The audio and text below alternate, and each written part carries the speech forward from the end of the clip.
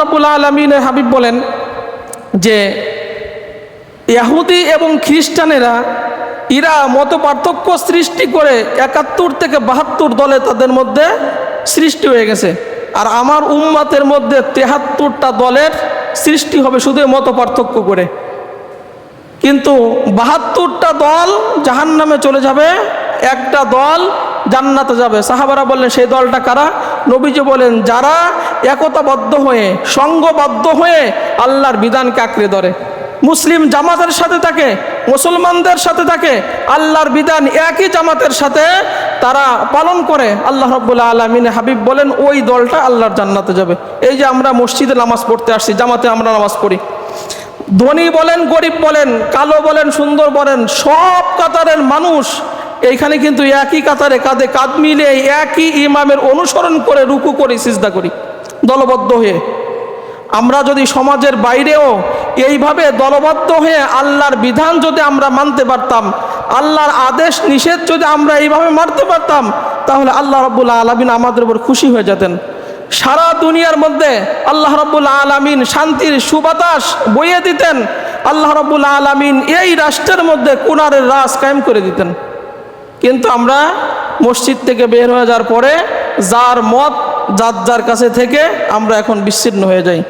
এই জন্য নবীজি মুহাম্মদ রাসূলুল্লাহ সাল্লাল্লাহু আলাইহি সাল্লাম বলেন যে আল্লাহ রাব্বুল আলামিন 3টি কাজ পছন্দ করেন, তার মধ্যে 1 নম্বর হচ্ছে তোমরা একমাত্র আল্লাহ রাব্বুল আলামিনের ইবাদত করবে, তার সাথে অংশীদার সাব্যস্ত করবে না, এটা আল্লাহ রাব্বুল আলামিন পছন্দ করেন।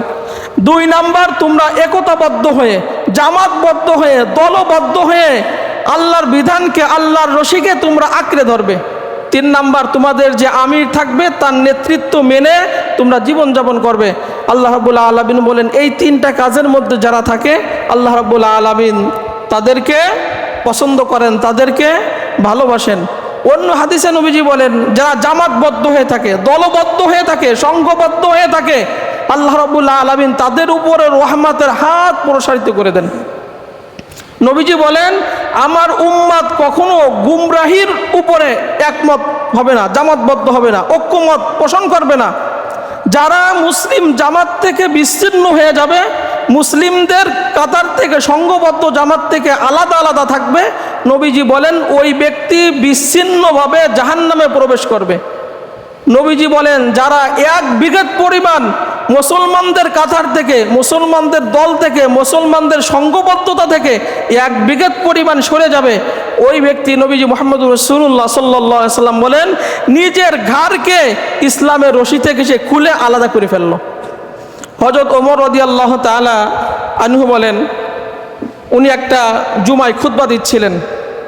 উনি বলেন যে হে লোক সকল, তোমরা গুরুত্ব দিয়ে হাদিসটা শ্রবণ করো। আমি যেভাবে তোমাদেরকে আজকে নসিহা করতেছি, বক্তব্য দিচ্ছি, খুতবা দিচ্ছি, ঠিক এইভাবে নবীজি মুহাম্মদ রাসূলুল্লাহ সাল্লাল্লাহু আলাইহি সাল্লাম খুতবা দিচ্ছিলেন। তিনি বলেন যে সাহাবীদের যুগ শ্রেষ্ঠ যুগ, তাবিঈদের যুগ শ্রেষ্ঠ যুগ, তাবেঈনদের যুগ শ্রেষ্ঠ যুগ, এই 3টা জামানা আছে শ্রেষ্ঠ। এরপরে যে জামানা আসবে মিথ্যার বিস্তার ঘটবে, শুধু মিথ্যা কথা, শুধু মিথ্যার বিস্তার ঘটবে, এরকম জামানা সামনে চলে আসবে। নবীজি বলেন এই 3 জামানার পরে যে মানুষ কথা বলবে শুধু কসম কেটে কথা বলবে। দেখেন আজকে অবস্থা এরকম, কসম না কাটলেও কিন্তু হচ্ছে, তারপরে মানুষ কথায় কথায় কসম কাটে, শপথ করে। এরপরে নবীজি মুহাম্মদ রাসূলুল্লাহ সাল্লাল্লাহু আলাইহি সাল্লাম বলেন মানুষকে যদি সাক্ষ্য দিতে না বলা হয় তারপরে আগাই যে সাক্ষ্য দিবে। এরপরে নবীজি বলেন শোনো সাবধান, একজন নারী একজন পুরুষ নির্জনে কখনো একত্রিত হবে না, 3য় জন শয়তান সেখানে উপস্থিত হয়ে তাদেরকে গুনার কাজ সেখানে বসে করাবে। আর শোনো তোমরা কখনো একা একা থাকবে না, দলবদ্ধ হয়ে থাকবে, জামাতবদ্ধ হয়ে থাকবে, ঐক্যবদ্ধ হয়ে থাকবে। ঐক্যবদ্ধ হয়ে থাকার মধ্যে আল্লাহ রাব্বুল আলামিন কল্যাণ রেখেছেন, বিচ্ছিন্ন হবে না। বিচ্ছিন্নতার সাথে শয়তান থাকে। যদি তোমরা 2 জনও থাকো কোনো জায়গায়, তাহলে ওই 2 জন দল বেঁধে থাকো, শয়তান তোমাদের থেকে অনেক দূরে চলে যাবে। নবীজি বলেন কোনো ব্যক্তি যদি চায় যে আমি জান্নাতের মধ্যে সবচাইতে সুন্দর জায়গায় আল্লাহ রাব্বুল আলামিন আমাকে স্থান করে দিবে, জায়গা করে দিবে, নবীজি মুহাম্মদ রাসূলুল্লাহ সাল্লাল্লাহু আলাইহি সাল্লাম বলেন তাহলে তোমরা ঐক্যবদ্ধভাবে থাকো। দলবদ্ধ হয়ে থাকো, জামাতবদ্ধ হয়ে থাকো, তাহলে আল্লাহ রাব্বুল আলামিন জান্নাতের মধ্যে সবচেয়ে উত্তম জায়গায় তোমাকে জায়গা করে দিবেন। এই জন্য সম্মানিত ভাইরা আমার, আমরা এইদিকে খেয়াল রাখবো। এর